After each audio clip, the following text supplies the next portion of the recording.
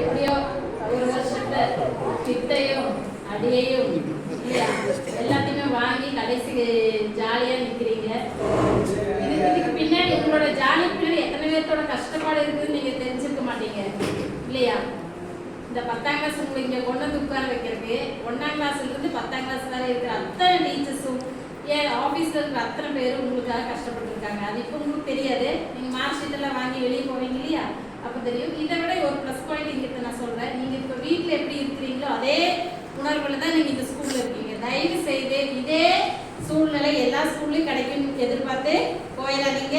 எந்த ஸ்கூல் போனாலும் நீங்கள் நல்ல ஸ்டூடெண்டாக மட்டத்துக்காடு ஸ்கூலோட பேரை காப்பாற்றக்கூடிய ஸ்டூடெண்டாக இருக்கணும்.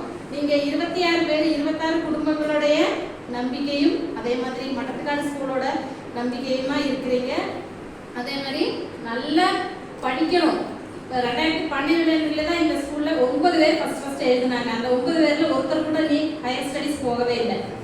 அதே மாதிரி நீங்கள் எப்படி 10ஆம் கிளாஸ் பாஸ் ஆனால் போதும் இதோட முடிச்சுக்கலாம் அப்படின்னு சொல்லி இல்லாமல் இதுக்கு மேலே தயவு செய்து படிங்க. சார் சொன்ன மாதிரி எந்த படிக்கிறதுக்காக எந்த உதவியாக இருந்தாலும் உங்களுக்கு இங்கே எல்லா டீச்சர்ஸும் செய்ய தயாராக இருக்காங்க. தயவு செய்து படிங்க.